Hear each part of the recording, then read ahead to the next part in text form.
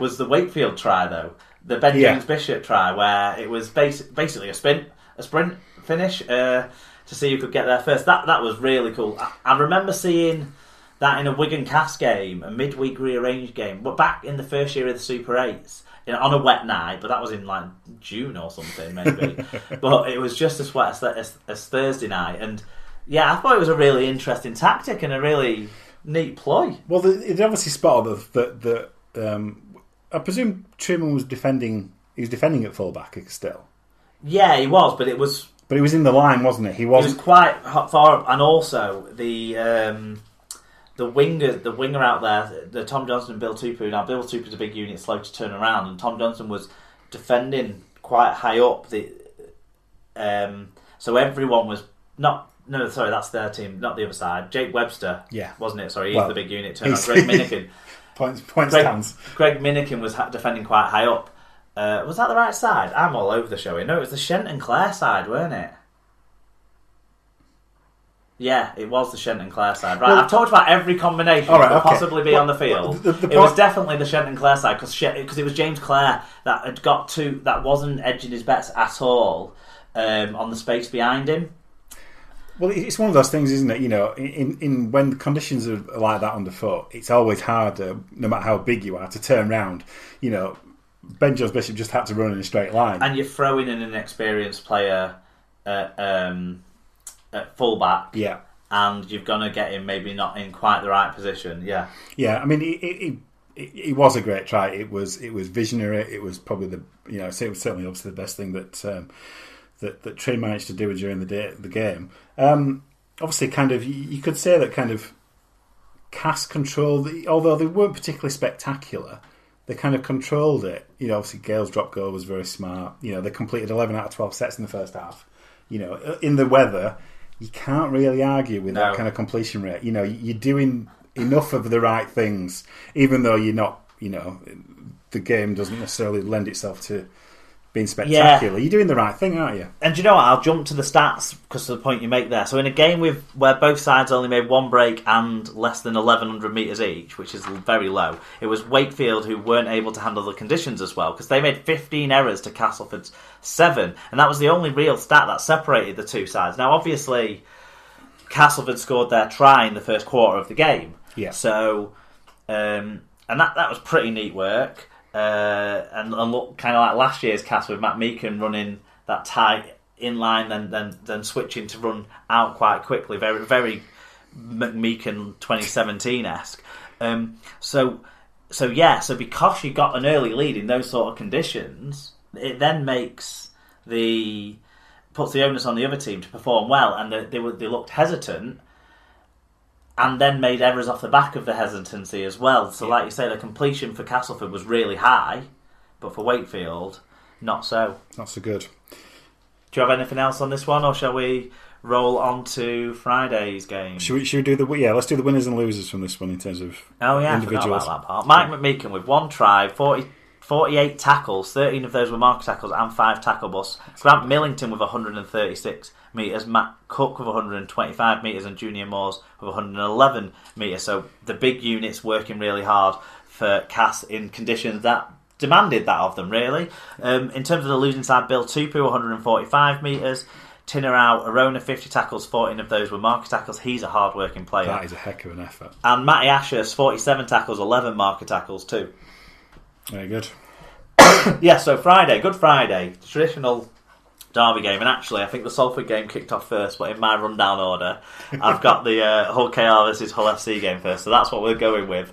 And it finished 30 points to 22 to the visiting Black and Whites in front of a very good 12,090 at New Craven Park. Chris Kendall was the referee, and that's one of the highest crowds figures I've ever seen for there. So, you know, you had people all the way in the next county in the away end. And it is a long way away, isn't it? And it was rammed, So loads of fan views on this one. And as you'd expect. We start with a name that we've not called out a lot this year so far. So it's great to have AK Steel 69 back on board because it always gives us something to giggle about. Okay, so a determined Hull side beat Rovers A determined Hullside beat Rovers' present collection of Leeds rejects, sex pests, and bin dippers. I had a quick look at this earlier, and I had to look up bin dippers. I'd never heard of it before. For the sixth time for you, in a it'd row, be an urban scavenger. That's what you'd probably bin dipper, yeah. call it. For the sixth time in a row, despite being reduced to 12 men for over 70 minutes. The quality of the rugby wasn't great, but it seldom is in these derbies. The Ferrano sending off, the Washy penalty, and the Rovers obstruction no try are symptoms of the problems at the moment, though we aren't allowed to talk about video refs again. No, we're not. Thank you for that. Well, I think there's room to just quickly mention, in the context of this game, it was... None of those decisions, certainly the sending off and the Washbrook penalty, were incorrect, but they were symptomatic of having a video ref at games being different to not having a ref at games. But I'm sure we'll get more stuff as we go on about all that. So, Joshua's granddad says, back to normal, Mr. Kendall. 12 men and never in doubt. Big efforts across the pitch. Carlos petrified them in the first half. A man short and still creating overlaps. Get rid of video referee and it's a totally different game. It certainly would be.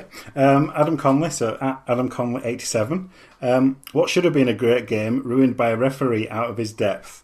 On balance, FC probably deserved the win. Oh, and Jake Connor has replaced Sam Tompkins as Super League's biggest bell end. Absolutely.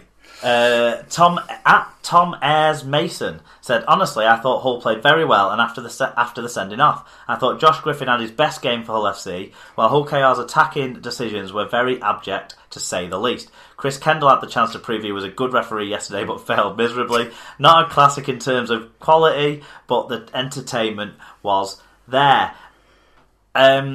Just to quickly touch on Josh Griffin, because I feel like every week since they came back from Oz, someone's been saying that's been Josh Griffin's best game for LFC. He's obviously on an upwards curve there. But what did Neil McEwen have to say? He said, terrible decision for red card, never a red. Same as Lamatassi tackle last week against Widnes, and people said that was harsh. We'll talk about red cards in a minute, eh? Yeah, Phil Nadin said this was a much needed win. It didn't start too well with the red card, which is still up for debate, but I won't dwell on it. It took a while, I think, for FC to actually get into the swing of it and start to dominate the game. FC's art of the tackling for some players is still crap. Maybe Joshua can help them. Yeah, it helps if you don't attack them around the head. That's generally probably a good starting point. Well, maybe Joshua's mum can help anyway. What did Sarah have to say? Sarah said, "Don't mention the ref. Don't mention the ref." I think we might have broken that one. Worrying times ahead for Ravers if they can't beat 12 men for 71 minutes. Senior players stood up and were counted. Snade, Minnie, Washit and Griff were awesome. I think Minnie and Washit sounds like a cartoon. Minnie, Washie and Griff or something. Yeah. If someone's got animating skills, get that one sorted for us. Yeah, definitely. Chris Kendall got in touch as well. Oh, I'm glad he had time to do this. He said, I was given a whistle. Not sure what I was meant to do with it, but thankfully Uncle Phil kept me on the straight and narrow and told me what to do constantly. And I think that is kind of we don't want to talk about it too much, but a starting point we have to get at. Now, Chris Kendall, I don't think did anything really wrong from watching this game back. Nope. But I wasn't emotionally invested in it, and I wasn't watching it live at the time, so that does affect your reaction to stuff. But I don't think he got anything particularly wrong. The thing is, there was video ref interference with a lot of the decisions.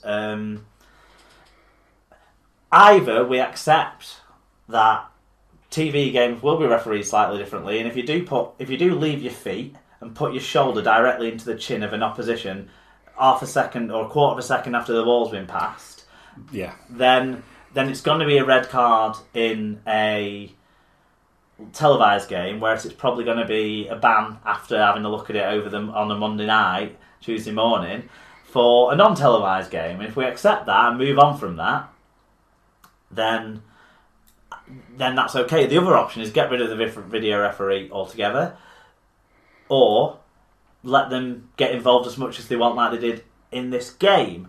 I had a bit more of an objection to the Washbrook penalty than I did to the red card, because I sort of thought it was a bit of a naff challenge, but it wasn't too dangerous. It wasn't around the head, and it was kind of just people rattling into each other a little bit, even though he did obviously make a motion towards him that he didn't need to make, and I don't like seeing it. That seemed to come way after a firm decision was made by the match officials, and there was a natural break in play for the injury, sort of. Yeah. But it seemed like a stretch, and I don't like seeing players stay down to get those decisions reviewed. No. I don't think Chris Atkin was doing that. No. I think he was genuinely knocked out of play. And my view on the red card is, even though the live match officials missed it because of the pace of the play, he was late. Yeah. He made and it's not a shoulder charge, even though he hit him with the shoulder, but he made direct contact to his opponent's head whilst he was off the floor, and the tackle was late. The difference with the Lama-Tassi one is, I think Lama-Tassi's, if I remember right, he got sin-bin for it, and I thought that was the right decision. I thought he was looking to not get worse. If I remember right, he was tackling the ball carrier. Because I think he kind of got his shoulder in the wrong position, because he was trying to wrap up one side of the player who was going to tackle rather than wrap him up fully, because he was wrapping up around the ball. If I remember it right, I might be remembering it wrong, but I think that's what it was. So it wasn't late, and I don't believe he was off the floor, whereas Barretti Faraimo was completely off the floor at the point of contact. That's my assessment of it. Yeah, I can't disagree with any of that. I think Faraimo was out of control. It was late. We can talk about split seconds, but he was late.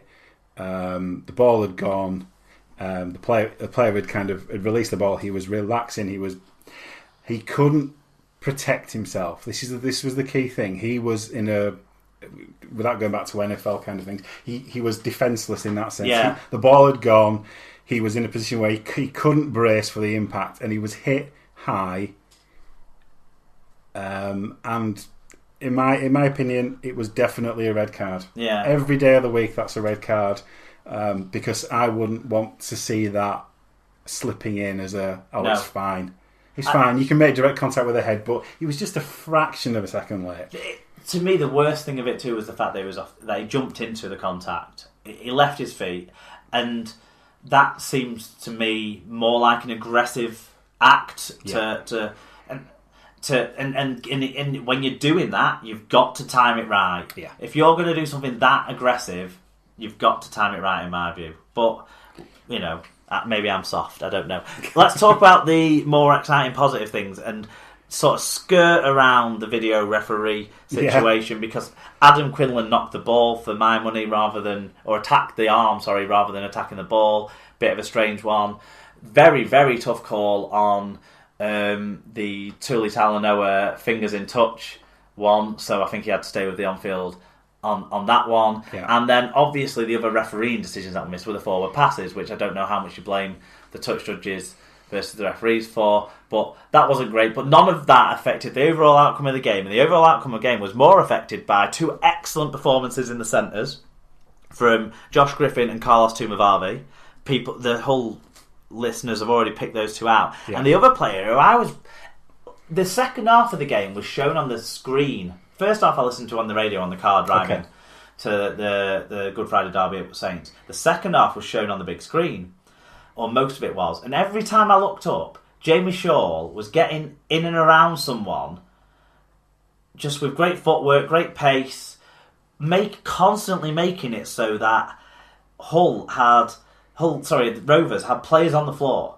Players missing tackles, players out of position defensively. So that automatically is getting your one-man disadvantage kind of out of the way. If you've got a clever dummy half like Danny Houghton back in the game, and skillful players like Kelly and Connor, you're going to then be able to create stuff. Yeah. And when you've got two strike centres in great form. So I actually thought that those players in particular brought a lot of flair and skill to this game. And now Jake Connor, I don't like necessarily seeing the goat. And I think he is just a bell end. But I'd say that in not the horriblest way, because it's kind of just a schoolyard prick, isn't it? It's just doing silly, aggravating things, because that's become his character. But hey, it's got him way more noticed than he was getting noticed for the calibre of his play.